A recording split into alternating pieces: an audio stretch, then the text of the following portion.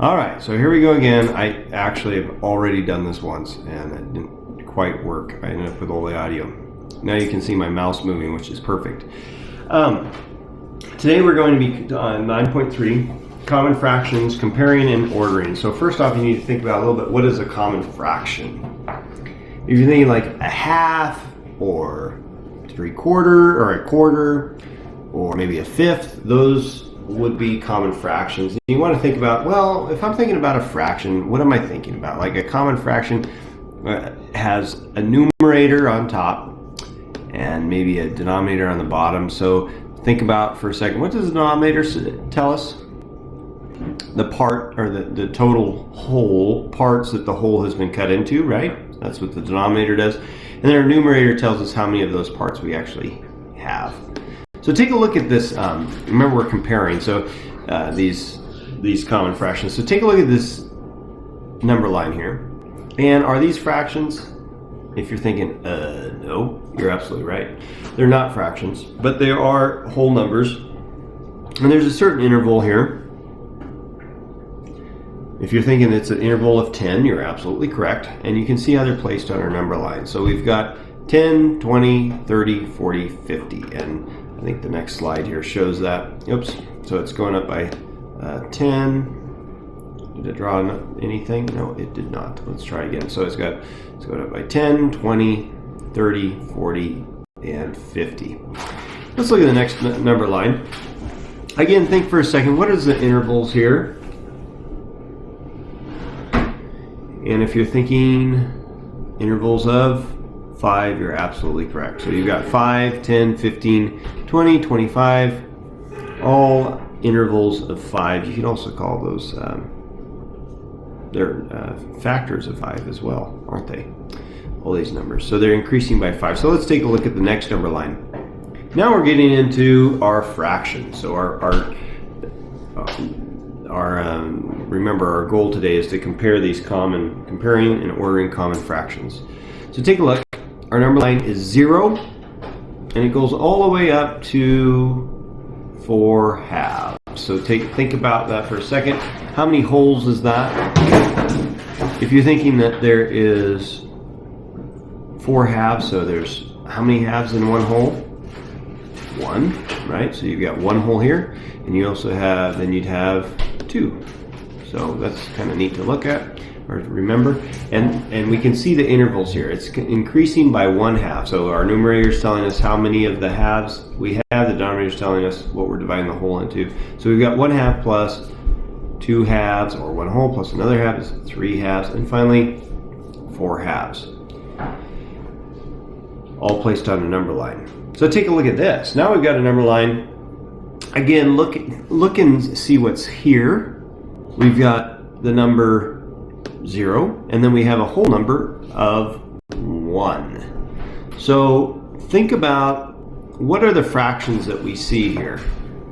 In green, how many parts do we see? 1, 2, 3, and 4. So we have 1, what is that called? 1/4. Then we have 2/4, which the equivalent fraction could also be 1 half. We have 3/4, and finally 4/4. So 4/4 gives us the 1 whole that we have. So 4/4 is equivalent to 1 whole.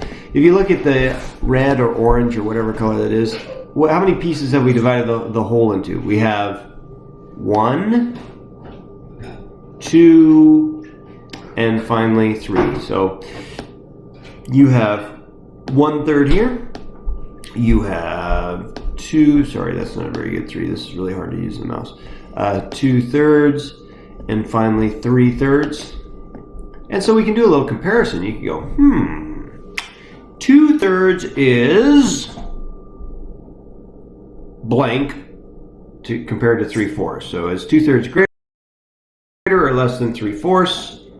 You can see that 2/3 is less than, right? 2/3 is less than 3/4, so it looked like something like this. And so we're comparing those common fractions.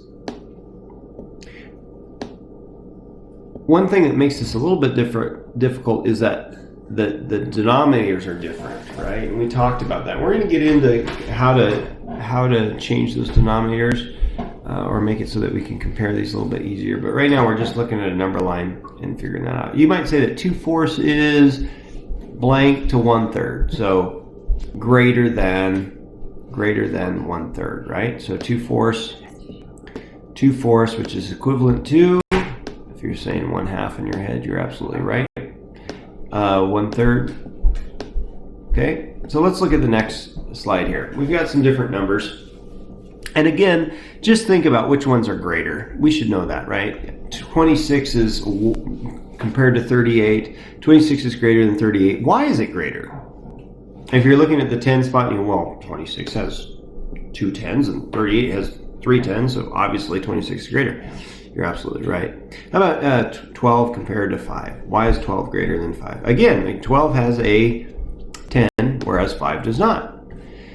So if this was on a number line, you can see where those would fall. If it was intervals of 10, so 5 would go in the middle of 10, 26 would go just slightly over the center between 25 and 30, or excuse me, 20 and 30.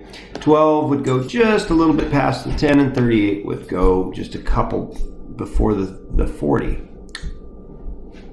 So thinking about our fractions again and where they're going to fit onto a number line.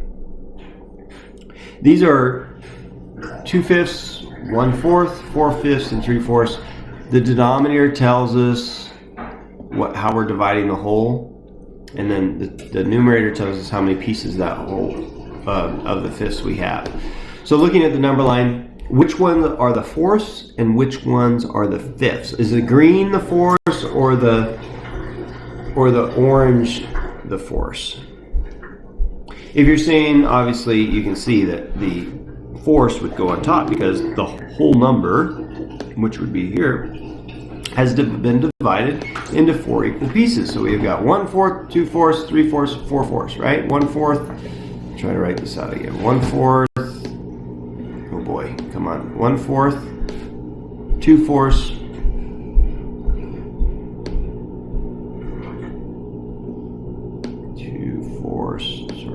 3/4. This is really kind of clunky. I'm gonna have to give myself a mouse. 3/4 and 4/4, which is the whole over here, right? Oh boy, that is beautiful, guys and gals. Okay, so what about our fifths? Where do our fifths go? And which one are they? Of course, there are greens, right? We've got one. The whole has been divided into 5 pieces. 1, 2, 3, 4, 5. So we've got 2/5 right here. Where's our 4/5? 1, 2, 3, 4 is here. And so now we can actually make some comparisons. 4/5 is what of 3/5? Is 4/5 greater or less than 3/5? You can see that 3/4 is 4/5 greater or less than 3/4? You can see that 3/4 is less than, so if I was to do this, 3/4 is less than, like so, 4/5. You can also see that things like 1/4 is 1/4 greater or less than 2/5? It's less than, right? But is it less than 1/5? No, 1/4 is obviously more than 1/5, and you can see that right here. So that's comparing these fractions, and we'll go through the step up. This is video 1, and I'm going to do another video for this unit before you do your worksheets. So let me see if I can actually stop this. This is all new learning for me here.